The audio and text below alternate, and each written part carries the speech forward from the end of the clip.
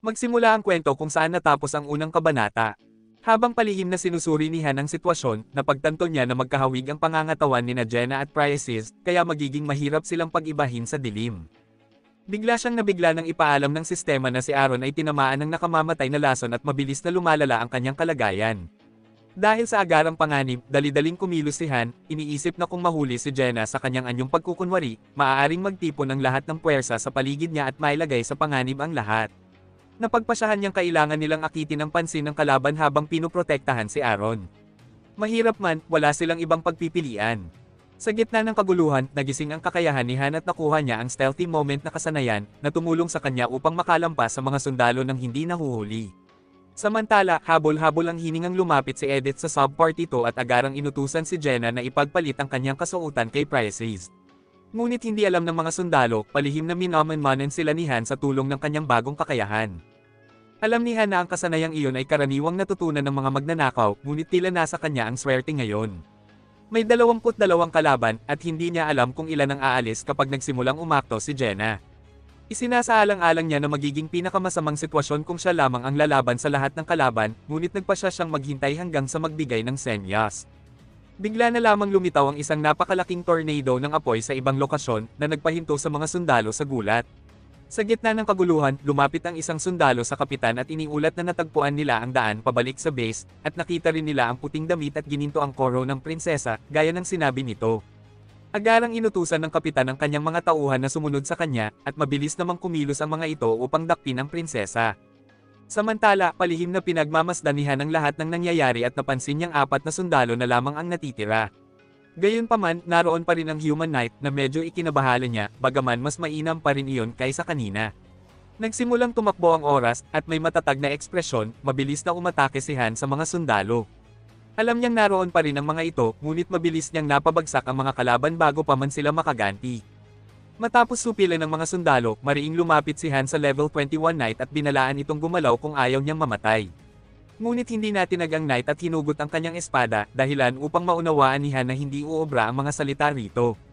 Alam niyang hindi niya masisira ang baluti gamit ang kasalukuyan niyang lakas, kaya pinili niyang umatake sa mga puwang ng armor, ngunit kakaunti lamang ang mga iyon. Hindi na siya nag-aksaya ng oras at agad na umatake sa mabagsik na kalaban, ngunit sa kanyang gulat, madali itong naiwasan ng Knight. Gayunpaman, hindi bumitaw si Han at nagpatuloy sa walang humpay na pag-atake, habang maingat namang tinatanggihan ng Knight ang bawat isa. Sa sandaling iyon, napansin ni Han na ang kalaban ay puro iwas lamang at hindi lumalaban pabalik. Napagtanto niya na sinasadya niyang mag-iwan ng mga butas sa kanyang pag-atake upang subukan ito, ngunit hindi pa rin ito lumalaban. Tiwala ito sa sariling panalo at pinatatagal lamang ang laban.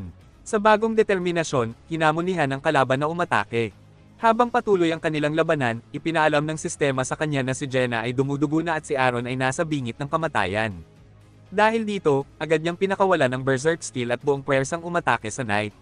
Nang tumaas sa 4 na po ang kanyang strength stat, napagpasyahan niyang wasakin ang armor sa pamamagitan ng sunod-sunod na atake kung hindi niya ito maputol. Biglang nagpaabot ang sistema na si Yolka ay bumagsak, na nangangahulugang siya ay pumasok sa frenzy state, isang kondisyon kapag nasosobrahan sa paggamit ng mahika ang isang salamangkero. Dahil sa kakulangan ng oras, mariing inutusan ni Han ang bata na tumakbo at huwag nang lingunin anuman ang mangyari. Habang hinaharap ang Knight, hinikayat niya itong tumakbo palabas ng tarangkahan ng kastilyo. Sumunod si Priasis sa kanyang utos, ngunit biglang ibinaling ng Knight ang pansin sa prinsesa at tumakbo upang atakihin siya. Bago pa man ito maabot ang dalaga, maagap na sumingit si Han at naiwasan ang atake, habang patuloy na tumatakbo ang prinsesa. Ngunit bigla, mula sa dilim, isang itim na asasin ang lumitaw at nagpakawalan ng lason na punyal patungo sa dalaga. Tinanggap ni Han ang tama sa kanyang likod upang mailigtas siya. Nagulat ang prinsesa sa biglang pangyayari at nabigla niyang tinawag si Han, ngunit mariin pa rin siyang pinaalalahanan ni Han na tumakbo. Ipinabatid ng sistema sa amo na nasa panganib ng kamatayan ng grupo. Samantala, dahil sa lasong punyal, labis na dumugaw si Han, na nagdulot ng mabilis na pagbaba ng kanyang HP. Nang makita ng kabalyero na sugatan si Han, agad nitong sinamantala ang pagkakataon at sumugod upang tuluyang pabagsakin siya. Sa kabila ng kanyang sugat, hindi nagpabiya si Han at nagawang salagin ang pag-atake. Gumanti siya ng buong lakas, dahilan upang umatras ang kalaban. Sa sandali ng pagtitiyaga, hinugot ni Han ang lasong punyal mula sa kanyang katawan, at sumirit ang dugo mula sa kanyang bibig. Kaagad niyang sinaksak sa mukha ng kabalyero ang punyal. Pagkatapos ay bumagsak siya sa lupa, iniisip na kung wala ang suot niyang baluti sa dibdib, tiyak na nabasag na ang kanyang mga tadyang. Sa gitna ng kaguluhan, napangiti siya, alam niyang malaki ang pinsalang nagawa niya, at may halong pang-aasar na tinanong ang kabalyero kung masakit ba iyon. Ngunit sa kanyang pagkagulat, biglang lumitaw ang isa pang madilim na mamamatay tao at tinutok ang palaso sa prinsesa. Agad hinugot ni Han ang punyal mula sa mukha ng kabalyero at itinapon ito sa tabi. Mabilis niyang sinaksak ang asasin gamit ang punyal, sabay nagtanong sa isip kung ano bang tinitingnan niya.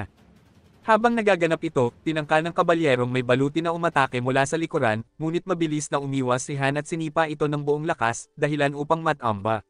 Bago pa makabawi ang kabalyero, tumalon si Han at pinabagsak ito gamit ang isang tumpak na hiwa ng kanyang espada. Samantala, nagtagumpay ang batang prinsesa na makalampas sa tarangkahan, ngunit hindi pa tapos ang laban. Nakalabas siya sa lungsod. Matapos mapatay ni Han ang makapangyarihang kalaban, bumalik siya mula sa kanyang berserk state at bumagsak sa lupa. Lalong lumala ang kanyang kondisyon dahil sa lason, ngunit mahaba pa ang lalakbayin ng dalaga. Samantala, hinarap ni Edith ang mga kalaban upang pigilan sila. Si Jenna ay hinahabol, si Yolka ay pagod na dahil sa mana frenzy, at si Aaron ay nasa bingit ng kamatayan. Sa huli, nakatakas din ang prinsesa mula sa lungsod ng walang pinsala. Dahil matagumpay ang misyon, si Han ang itinuring na pinakamahalagang miyembro, at ang natitirang kasapi ng grupo ay umangat ang antas. Habang sila ay nililipat ng sistema, nagbuntong hininga si Jenna at inis na nagsabing akala niya mamamatay na siya. Sinigawan niya si Han, tinatanong kung bakit niya siya pinagsuot ng kakaibang kasuotan. Ngunit tinanong lang siya ni Han kung hindi niya ito nagustuhan, sabay sabing mukha naman itong mamahalin. Iritadong tugon ni Jenna, hindi iyon ang issue, dahil sa kasuotang iyon, tinangka siyang patayin ng lahat ng sundalo. Tinugon lang ni Han na buti na lang at walang namatay. Pagkatapos, pinuri niya ang kanyang grupo sa mahusay nilang pagtatrabaho dahil nakaligtas silang lahat at nalinis ang boss stage. Ipinabatid muli ng sistema sa master na nasave na ang tala ng laban at maaari niya itong ibahagi sa internet. Matapos iyon, nag-log out ang master. Samantala, partikular na pinuri ni Han si Edith, sinasabing magiging napakahirap ng laban kung wala siya. Ngumiti lang si Edith at sinabing ginawa lang niya ang nararapat. Paglabas niya ng dungeon, sinabi niyang hindi na siya babalik sa grupo dahil hindi naman talaga siya balak manatili. Naniniwala siyang magdadala ang master ng bagong miyembro para kumpletuhin ang Party 1. Aminado si Han na kung wala ang kaalaman ni Edith sa heograpiya at impormasyon, imposibleng magtagumpay ang kanilang plano, kaya para sa kanya, si Edith ang tunay na MVP ng misyon. Pagkatapos, lumabas si Yolka mula sa puwang ng espasyo at panahon, at sinabing gusto na niyang magpahinga matapos ang mabangis na labanan. Samantala, banirong sinabi ni Jenna kay Aaron na huwag masyadong malungkot dahil muntik na siyang mamatay. Habang palabas siya ng portal, tinawag ni Aaron si Han at humingi ng paumanhin sa nangyari dahil sa kanya. Sinagot siya ni Han na huwag na niya iyong uulitin, at binigyang diin na hindi niya ito ililigtas sa pangalawang pagkakataon. Tinanong ni Aaron kung may kasiguraduhang hindi na mauulit ang ganoong sitwasyon, at nagtatakang lumingon si Han, tinatanong kung ano ba ang pinagsasabi niya. Sinabi ni Aaron na hindi niya iniisip na sasamahan siya ni Han hanggang sa dulo ng tore, dahil pakiramdam niya ay hindi na siya makakasabay sa kanila, gaano man siya magsikap. Bawat araw, lumalayo ang agwat sa pagitan niya at ng ibang miyembro ng grupo. Tahimik na pinag-isipan ni Han ang mga salitang iyon. Humingi muli ng tawad si Aaron, sinasabing wala siyang saysay na sinasabi, at naglakad palayo. Napaisip si Han sa mga naging pagkatalo nila dahil kay Aaron at na kung hindi siya nasugatan, hindi sana sila nalagay sa panganib.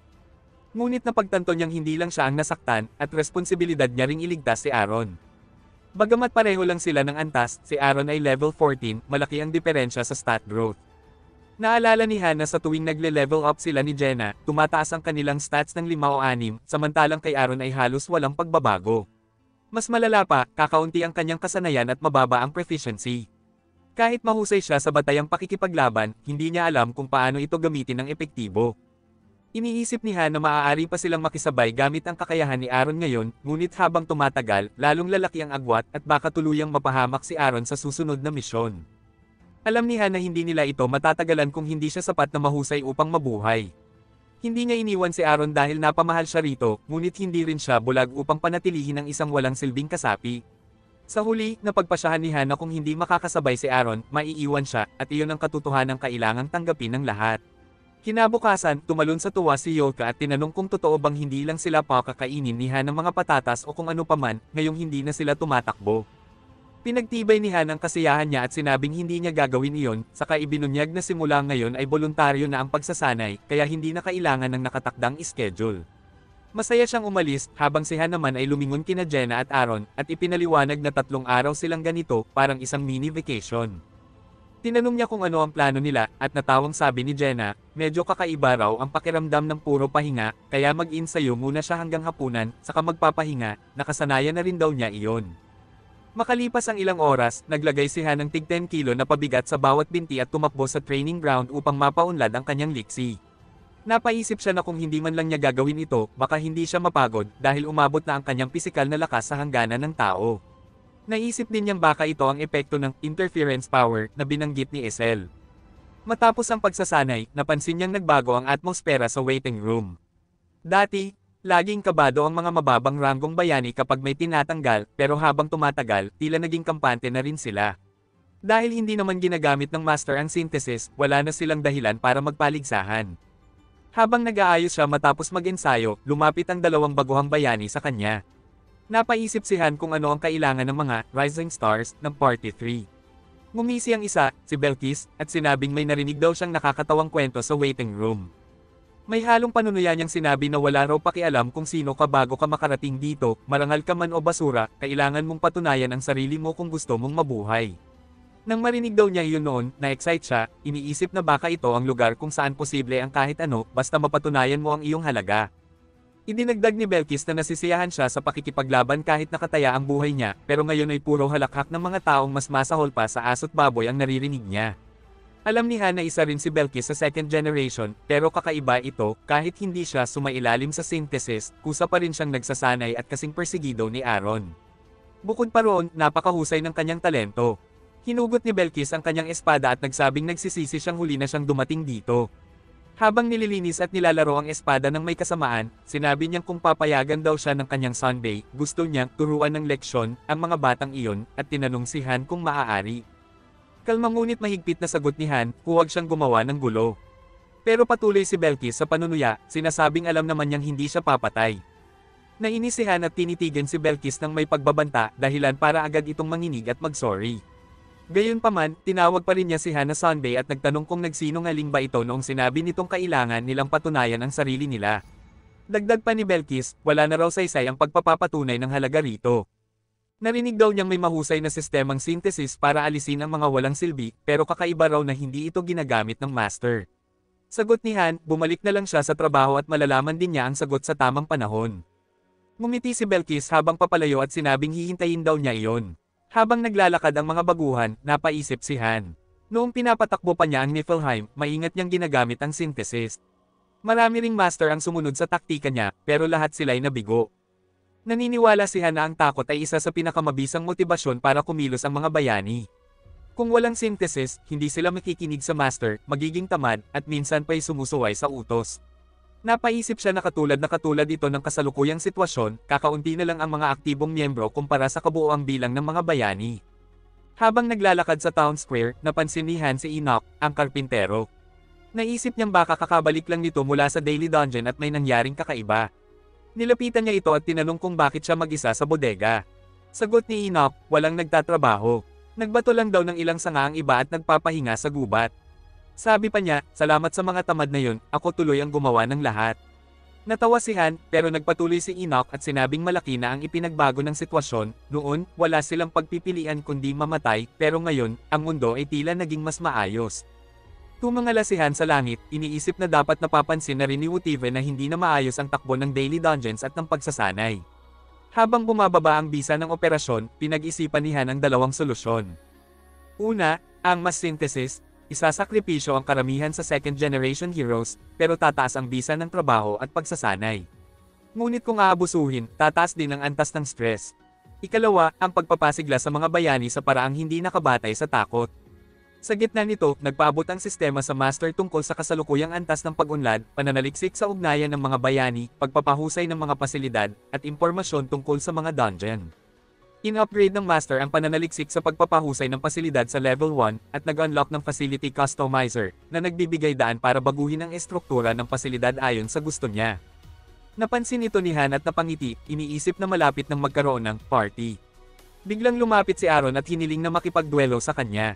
Dahil pagod na, sabi ni Han na kakaspar lang niya kay Edith, kaya baka hindi siya tumagal ng 1 minuto. Pero nang igiit ni Aaron na kaya pa niya, napaisip si Han kung akala ba nito ay sapat na ang pagpilit sa sarili para lumakas. Biglang tinawag ni Esel ang lahat na magtipon sa town square. Tumigil muna sila sa pagsasanay at nagpunta roon. Nang dumating ang lahat, kinumpirma ni Esel kung nandoon na ang lahat maliban sa mga nasa dungeon, at mariing nagbabala na ang mga hindi sumipot o natutulog ay siguradong mapapahamak. Nang makumpirma ni Chloe na kumpleto na ang lahat, agad na iniutos ni Esel sa kanila na lumipat sa bodega. Pagkaraan ng ilang sandali, habang sinusunod nila ang utos at pumapasok sa loob, binalaan sila ni Esel na baka sila ay maglaho kung mahuli ng iyon, kaya kailangan nilang mag-ingat. Habang tumitindi ang kanyang kuryosidad, sinabi ni Esel na magtungo sila sa town square. Biglang yumanig ang paligid, nagdulot ng kaguluhan at pagkalito sa lahat. Samantala, inabisuhan ng sistema ang master tungkol sa konstruksyon ng mga pasilidad, at agad namang in-upgrade ni Wootiva ang mga tirahan at training ground sa level 3. Napagtanto ni Jenna na panahon na naman ng renovation, lalo't mas marami na silang tao ngayon, dahilan upang magulat si Edith. Ngumiti si Jenna at tinukso ito dahil nahuli raw siya sa pagdating, hindi niya alam na minsan ay mismong master ang lumikha ng mga pasilidad sa waiting room para sa kanila. Idinagdag pa ni Jenna na sana ngayon ay magpagawa ang master ng paliguan na may mainit na tubig. Kasabay ng paglitaw ng mga bagong pasilidad, umangat din sa level 3 ang town square. Sa kabilang banda, na-curious si Aaron at tinanong si Han kung ano kaya ang susunod na lalabas. Sagot ni Han, sino ba ang nakakaalam? Pero sigurado akong hindi iyon ang inaasahan mo. Napatigil si Aaron, halatang nabigla, at agad na nagtanong ng klarifikasyon. Ngunit may matigas na ekspresyon si Han nang sabihin, makikita mo rin.